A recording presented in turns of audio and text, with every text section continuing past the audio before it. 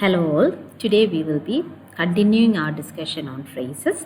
In the last class we had a brief description on understanding on what is the difference between a phrase and a clause. We saw that a phrase and a clause both are different in what all terms, and how can you differentiate between a phrase and a clause. And we said that a clause is something which acts as a sentence, but phrase is not. That is a basic difference which we saw in the last class. So what is a major difference between a phrase and a clause? Today we will be analyzing or try to understand the different types of phrases which is seen in the English grammar system. So a quick recap of what we have done in the last class. We discussed, or we tried to understand what phrases are, and we said that a phrase is a group of two or more words that doesn't have this subject and verb combination, but clause has that, right? That is what we studied what we saw in the last class.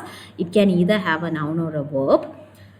And normally what the phrase does is that it gives you an additional information, or it gives you more context to the sentence which you are writing. And when a phrase is within a clause, it acts as it functions as a part of speech, and phrase cannot stand of its own as a sentence. It cannot stand of its own as a sentence because it can only nestle inside a clause or a sentence. That is what we saw in the last class. The different types of phrases in English grammar system are adjective phrase, adverbial phrase, noun phrase, non-finite phrase, and absolute phrases. So these are the different types of phrases which we can see in the English grammar system. So now we will try to understand what is the difference between all these categories. What all differences you can see in all these categories. That is what you have. We will try to understand it in detail. So the first category is known as adjective phrase. What do you mean by adjective phrase? So what do you mean by an adjective? We all know the definition of an adjective. Adjective is something which gives you more information, or which modifies a noun. So similarly, adjectival phrase. Adjective phrase is also known as adjectival phrases. These two usages are very common. So similarly, an adjective, so as you know what an adjective is all about, an adjective phrase is also a group of words that describes a noun or a pronoun. And in an adjective phrase, an adjective will be, you will have a head adjective in that sentence. So when you look into detail the examples for the same, you will understand what an adjective. So we already said that a phrase is a group of words. It's a collection of two or more words. A single word will be simply an adjective, but if you have a group of words, then it can become a phrase. So look into the first example. He wore very expensive watch. He wore very expensive watch. So which is the adjective there, or which is a noun there in that sentence, or which is a noun there? Two nouns are there, he and watch. Two nouns are there in that sentence. And the second, look into the second noun, that is watch. That is a noun, watch. And very expensive is a group of words which is used to describe the watch, right? So that very expensive becomes a adjective phrase, and wherein expensive is the head adjective, and very is used to describe expensive, right? Very is used to describe this expensive, the word expensive. So very expensive becomes the adjective phrase. Similarly, the next example, she had extremely blue eyes. Okay, extremely blue should have been highlighted. So extremely blue is the adjectival phrase there. Why? Because it is describing the noun eyes, right? It is describing the noun eyes, and blue is the head adjective there, and extremely is used to describe this blue, right? So extremely blue becomes the adjective phrase there in that sentence. Next example, I am a fairly intelligent person, but I don't think my grades reflected that. Wherein fairly intelligent is the adjective phrase, because it is describing the noun person, and fairly intelligent becomes the adjective phrase. Intelligent is the head adjective there, and fairly is describing this intelligent. Then there is always someone better than you and more talented than you. That is the next example, wherein two adjective phrases are used there. Two adjective phrases are used to describe which pronoun? Someone. Because there is always someone. You are describing someone better than you and more talented than you. So both are the the adjective phrases in these in that sentence. So basically what an adjective phrase is? Adjective phrase is a group of words which acts as an adjective in a sentence. Then next one is the next category is known as the adverbial phrase. The next category is known as the adverbial phrase. What would be, so we looked into detail what an adverbial phrase is. Similarly, an adjective phrase is. An adverbial phrase is a group of words that functions as an adverb. An adverbial phrase is a group of words that functions as an adverb. Look into the examples. Jack will sit in silence. Jack will sit in silence. Wherein this in silence is a group of words which is used to describe the verb sit, right?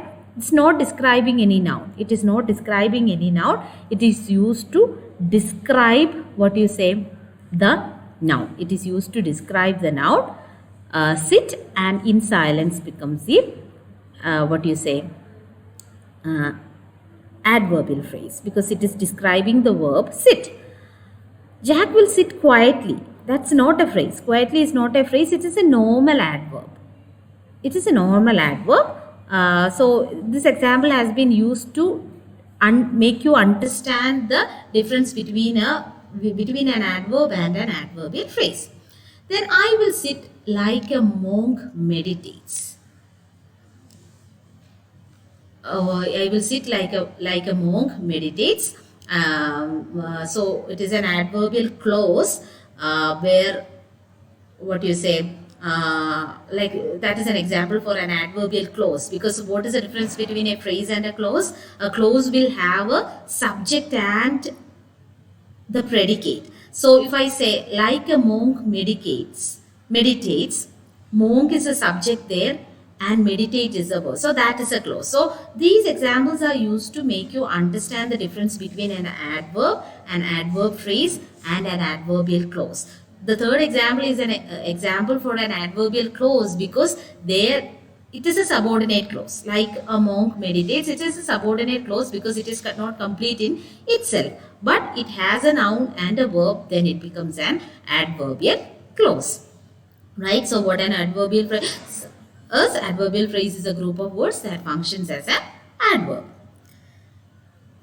Then next group of words are known as next type of phrases are known as noun phrases.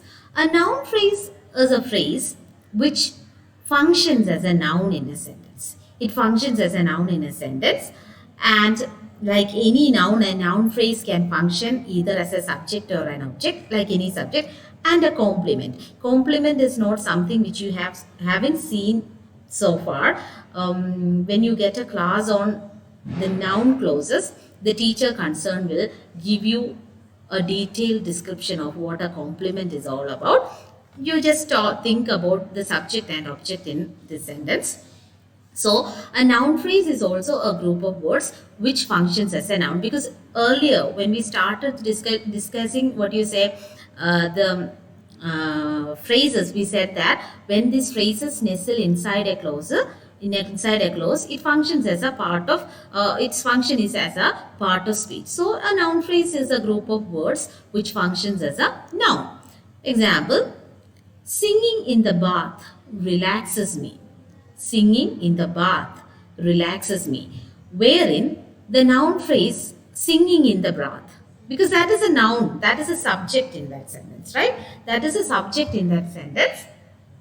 So, and it is the subject to the verb relax. It is subject to the verb relax. So singing in the bath becomes the noun phrase.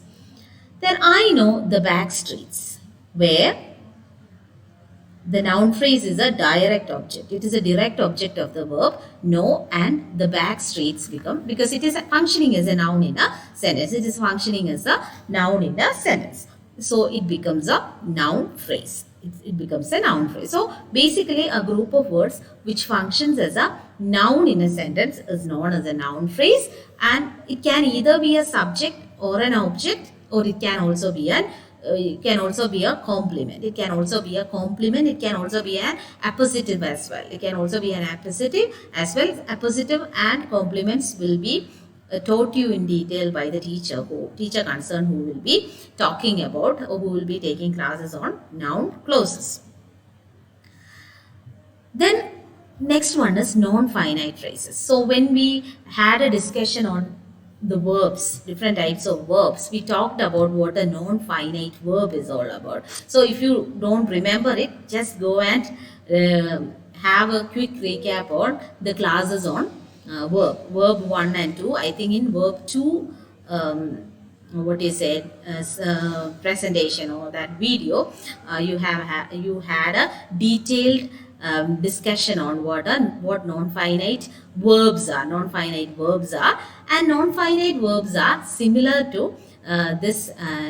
Non-finite phrases are similar to non-finite verbs, wherein the group of phrases which the non-finite phrases which acts as a non-finite, that is either a participle, gerund or infinitive, they are known as non-finite phrases. So there are three types of non-finite phrases. We know there are three types of non-finite verbs. Similarly, automatically there will be three types of non-finite phrases. They are participle phrases, gerund phrases and infinitive phrases.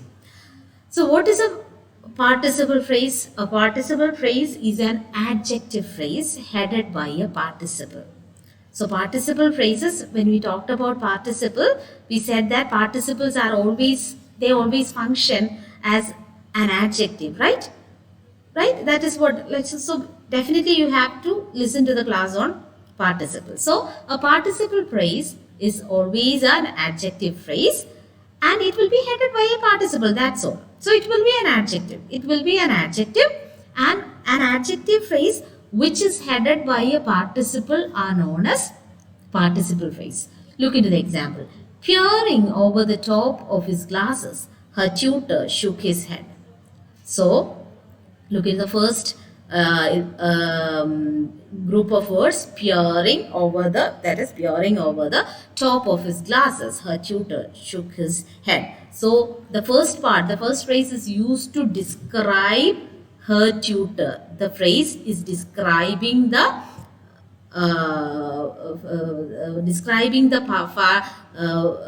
subject, her tutor, and it is acting as an adjective also there because it is describing it. And since peering, it starts with a participle, that is peering, the ing form, right? Ing form, that is known as a participle phrase. Then past participle format.